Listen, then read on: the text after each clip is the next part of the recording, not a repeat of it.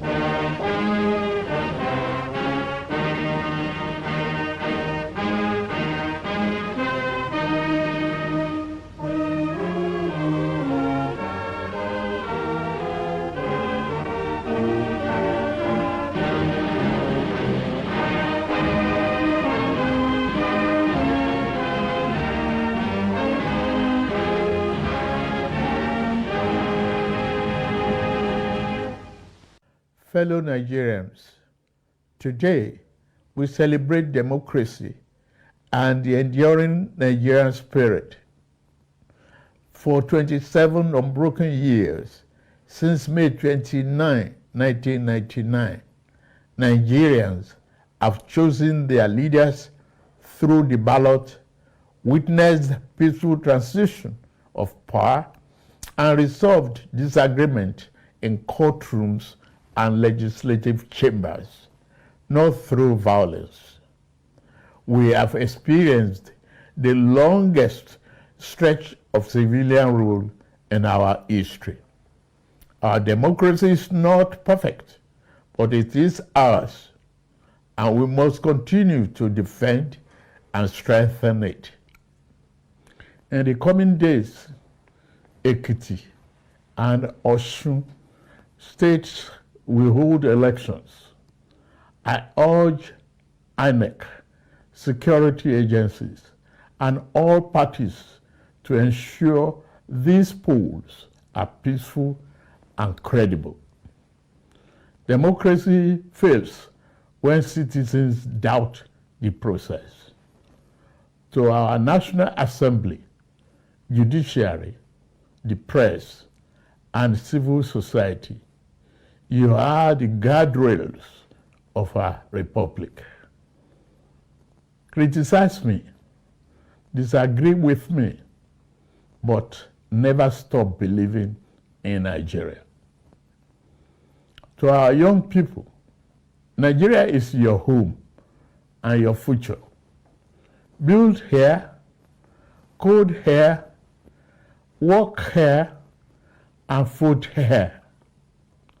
Every great nation was built by those who stayed to solve problems, but not by those who abandoned ship. To our armed forces, police, and intelligence services, Nigeria salutes your sacrifice. To our traditional rulers, faith leaders, and community heads, thank you for your support of peace and reconciliation. The government cannot do it alone. Today, we honor the resilience of Nigerians who refuse to surrender their faith in freedom and the courage of those who stood firm against intimidation. We pay tribute to patriots who endured persecution, imprisonment, exile, and even death so that future generations could enjoy democracy. I salute labor leaders, journalists, activists, students, women, professionals, political leaders, and soldiers, both those who passed and those still with us for their patriotic contributions. Though this year's mood is dampened by the abduction of our children in Oyo and Borno, we remain hopeful for their safe return. Democracy without security is not solid enough.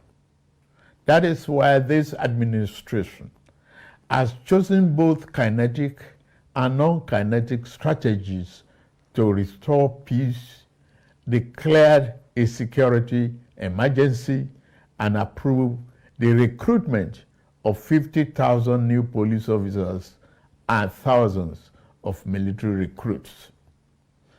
Our 2026 budget commits 5.41 trillion, our largest ever, to defense and security. We have moved from training with our allies to precision targeting. In Arewa, we degraded ISWAP and command centers. Terror-related deaths are down by 81% since 2015. Over 13,000 terrorists have been neutralized in the past year. But we also keep the door of surrender open.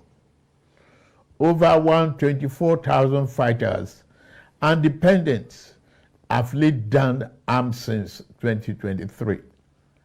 Through Operation Safe Corridor, we turn our former enemies into citizens because every life saved is a victory for democracy. To bandits, kidnappers, and sponsors of terror, surrender or face the full force of the Nigerian state. These windows of surrender will not remain open forever. No mercy will be shown to those who trade in blood of Nigerians. At a time like this, let us not assign blames or point fingers. Crime has no ethnicity. We must stand united and be assured that the enemies of our nation shall soon be history. We will triumph over terror and continue to build a more prosperous nation. June 12 occupies a sacred place in our national memory. It represents more than an election. It is a defining chapter in our history. We remember Chief MKO Abiola, who won a pan-Nigerian mandate transcending ethnicity and religion. We remember Alhaja Kudirat Abiola.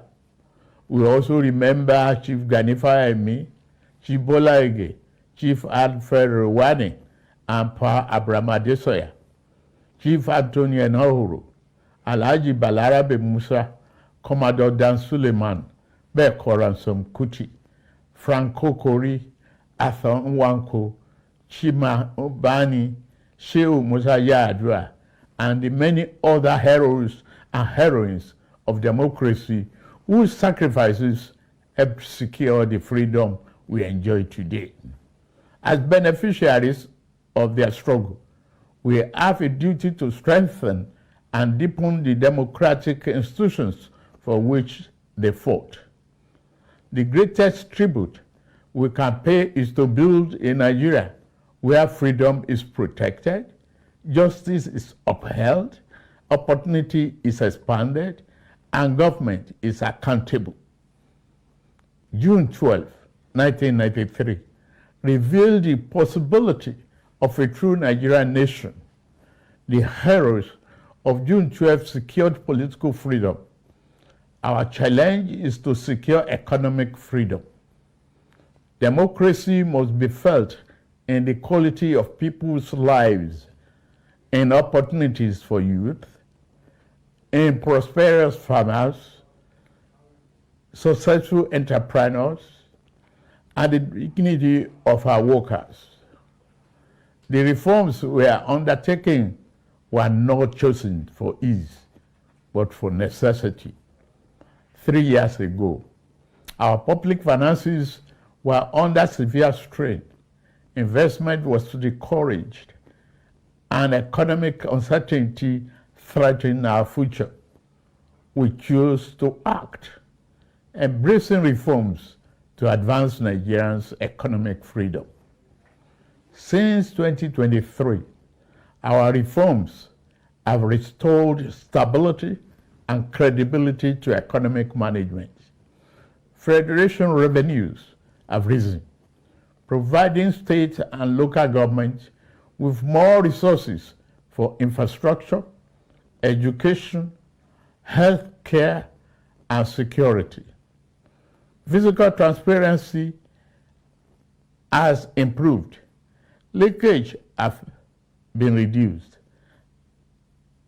and public funds are better directed to national priorities. Investors' confidence has returned with investment in agriculture, energy, manufacturing, technology, mining, transportation, and the creative industries growing. Domestic refinery capacity has increased, strengthening energy security and reducing our reliance on imported petroleum products. By 2023, when we came on board, the electricity sector was characterized by chronic generation shortfalls and unreliable gas supply and transmission infrastructure, so fragile that they could not evacuate available power. Distribution companies were burdened by massive losses and a metering deficit of over 4 million. Worst of all, the value chain was drowning in legacy debt. The result was a sector that generated less than 13,500 megawatts installed capacity, a sector that transmitted less than it generated, distributed less than it transmitted, and collected revenue far below what it needed to sustain itself. To address the problem besetting the sector, I signed the Electricity Act, which grants state authority to generate, transmit, and distribute power. The Presidential Power Sector Task Force is working hard to reduce the metering deficit. It has also been authorized to raise 4 trillion bond to settle verified legacy debts. Rural Electrification Agency, supported by the World Bank and the African Development Bank, has deployed off-grid and mini-grid power to underserved communities, universities, markets, and hospitals. Electricity is a democratic dividend we owe every Nigerian. We intend to deliver it. Across the country, infrastructure projects are connecting producers to markets and creating opportunities for the enterprise and employment. The National Agricultural Development Fund is deploying 10,000 tractors over 5 years. Over 1,000 SME have been certified for export. Non-export grew by 21% last year. Yet, many Nigerians still face economic hardship. We remain focused on reducing inflation, expanding food production, creating jobs, improving living standards, rebuilding confidence in our economy, and creating conditions for sustainable prosperity. We are moving from uncertainty to stability. The next phase is about accelerating growth and ensuring the benefits are felt in every home, every community, and every region. We believe that democracy must be felt in the pocket, recognizing that democracy is undermined when people do not feel its impact. My administration has sought financial autonomy for our 774 local councils. A fundamental challenge to our nation's advancement has been ineffective local government administration. The insecurity we are addressing is partly due to the collapse of grassroots governance. The renewed hope agenda is about ensuring that all Nigerians benefit from governance. Every generation has a defining responsibility. The generation of our founding fathers secured independence. The generation of June 12 secured democracy. Our generation must secure prosperity. Let us move forward together, rejecting division, cynicism, and despair, embracing unity, hope, and confidence. Let us build a Nigeria united by a common purpose, strengthened by diversity, where justice is accessible, liberty is secure, and opportunity is abundant. Among the architects of modern democratic Nigeria, we honor General Shehu Musa Yar'Adua for his vision of national partnership.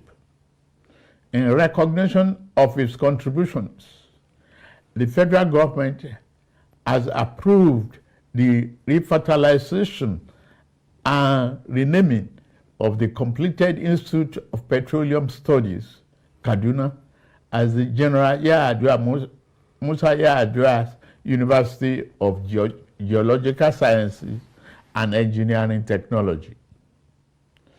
I'm also pleased to announce the national awards to the following Nigerians who suffered persecution, endured indignity, exile, incarceration, and at times solitary confinement, so that we have democracy today. Barrister Ayoka Lawani, Tunde Fagbele, Oladele Alake, Olatunji Bello, Louis Odion, Segun Babatope, Sam Omoseye, Sir Ademola Oshinubi, Bola Bolawole, Ladebonu Ola, Femi Kusa, Debo Adeniran, Chief Ayo Padokun, Chief Ralph Obiora, Ose Osayode, Barrister Osa Director, Professor Sylvester Odion Akai, Dr. Nwanko Posthumous, Dr. Osage Obayinwana, Joe Oke Odumake, Barrister Titus Mann, Joe Igbokwe, Richard Akeola, Ben Charles Obi, Posthumous, George Umba, Niran Malaolu, Major General Ishola Williams, retired, Femi Aborishade, Jenkins Alumona, Gbemiga Ogunleye, Muyiwa Adekaye, Babajide Kolade Otitoju, Ike Okonta. We also recognize the soldiers, Democrats of the June 12 struggle, Major General M.A. Garba, Brigadier General Lawal Jafaru Isa, Colonel Umar Farouk Ahmed, Colonel Sambo Dasuki, Colonel Lawal Gwadabe, Brigadier Jonathan Ndan Temlong, Colonel Musa Shehu, Major General Chris Eze, Major General Aris Dama, Colonel Isa Jibrin, Major General Joseph Oshanopin, Colonel Olusegun Oloruntoba, Olugbede of Gbede Kingdom, Lieutenant Colonel Happy Kevas Bulus, Colonel J. Okai, Colonel Emmanuel Unduboeze, Lieutenant Colonel Yakubu Muazu, Brigadier Yaya Abubakar, the current Esunupe, who is already the holder of CFR title. The honored list will be released in the next few days. Fellow Nigerians, 27 years ago, many doubted democracy would survive here because of our diversity. Today, our diversity sustains our democracy. The road ahead is steep, but June 12 reminds us, Nigeria do not break. We bend, we bleed, but we do not break. Let us renew our covenant that the labors of our heroes past shall never be in vain, and that our government of the people, by the people, for the people, shall not perish from this land. May God bless the heroes of our democracy. May God bless the Federal Republic of Nigeria. May God continue to bless us all. Happy Democracy Day.